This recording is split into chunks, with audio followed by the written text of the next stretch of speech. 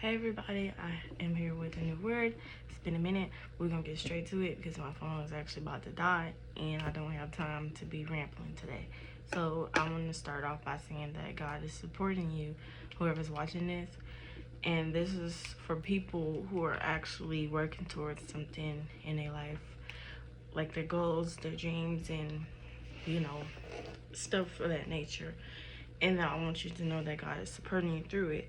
So you may have noticed that things have been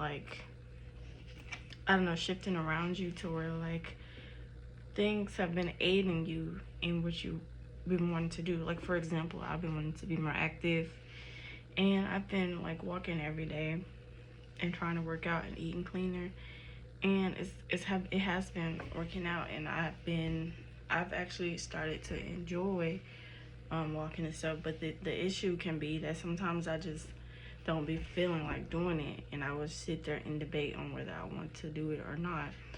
And then the one time where it happened recently, I was debating about going, and I was just like, I might take a break today. I told myself I've been working hard and that I deserve to just chill in the bed today, which I want to add that sometimes that is okay, but in that moment, it was more so me just being lazy and not because I needed a break, you know?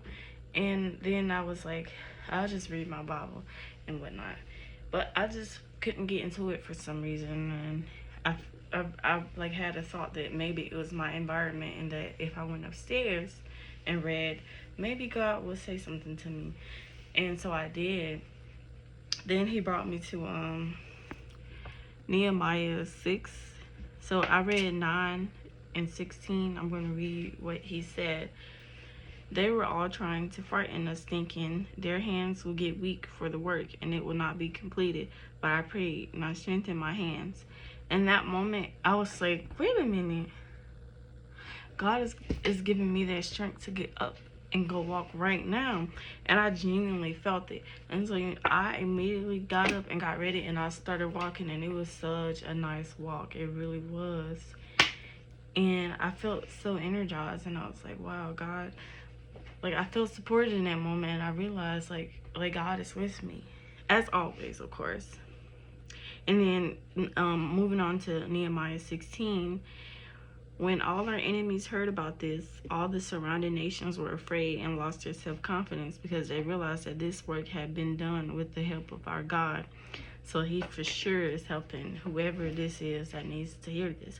He's really helping you, and he is in the background. He's there when you need him. When you don't feel motivated, open up that Bible, and he's going to be there, and he's going to cheer you on, And I'm going to read what I wrote down in that moment. I said, God motivated me to keep going when I didn't feel like working out. I initially wanted to read in bed, but I had a thought that if I went upstairs, God would talk, and he immediately showed the scripture.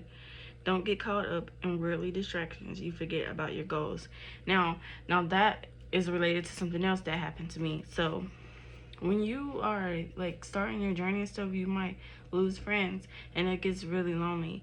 And so I always had a thought that maybe one day I can run into someone that I could end up being friends with, and it'd be cool. We'd walk every day and stuff. And I actually met someone, and they were cool and stuff, and I end up constantly thinking about that person, when were we gonna hang out? And I always had a bad habit of being too attached, even when I didn't know that person enough. And I was so focused, wondering is this gonna actually be some friendship, or is this God giving something to me, or such. I was just too busy thinking about it. I was forgetting the whole point. The whole point was not to go outside and make friends. The point was to meet my goals.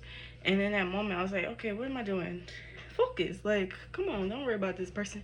If they for us, then they're gonna reach out. It is what it is. I've lost many people. It wouldn't matter if I lost somebody else. Seriously, it's not that deep. You ain't that lonely. You know what I'm saying? Moving on. Oh yeah, I forgot. I should also add other things. Like, there's going to be people around you who's going to be telling you all their stress and putting it onto you. You might be having issues at work.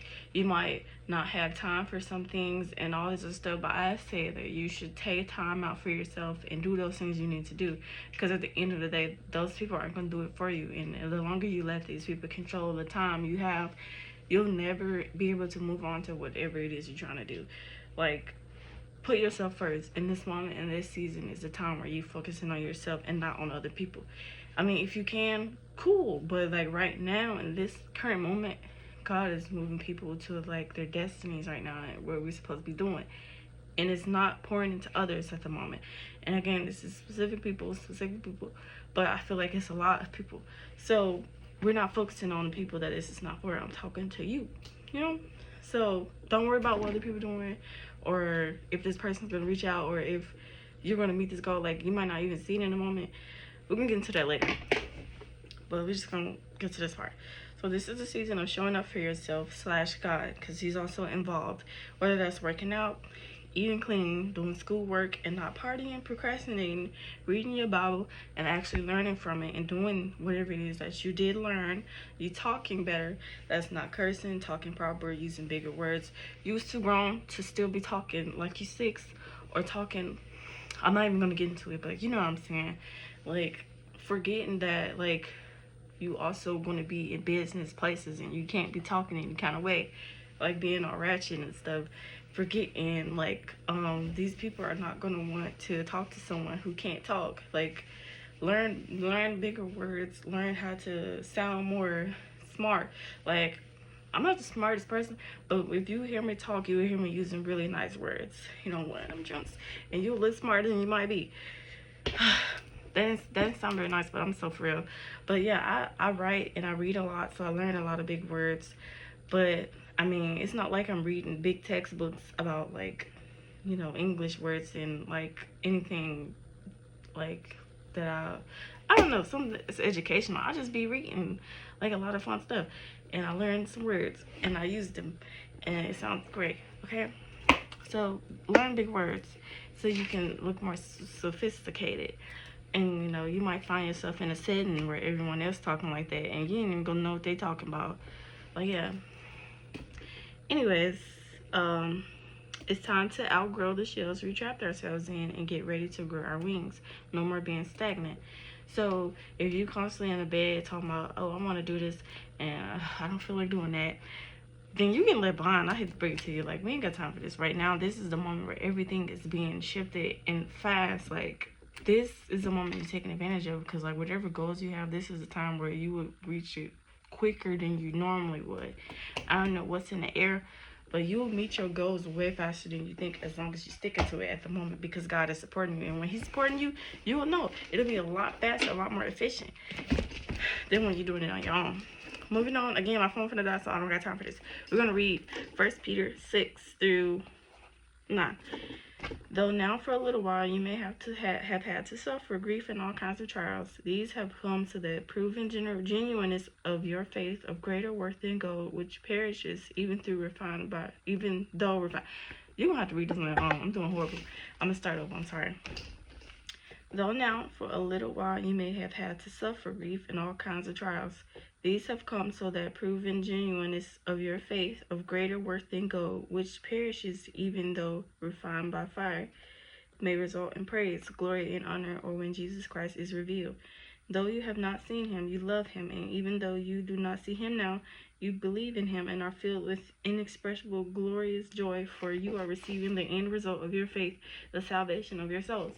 Not only does this apply to your relationship with God, but with whatever goals you have. You may not see in the moment, you not be able to tell, but things are moving and things are shifting. So you got to believe in it and not focus on whatever it is. Don't look in the mirror and be like, oh, nothing's changing. Don't look at your grades and be like, nothing's changing. And don't look at your money and be like, nothing's changing. Because things are happening and it's moving. And you might not be able to see it, and don't worry about that. That's not your issue. That's something that God is in control of. Right now, you need to be focused on doing what you're supposed to do. And that's all I got to say. So I'm going to end the video before my phone dies. Anyways, love you. And listen to what I said and do what I said. Thank you.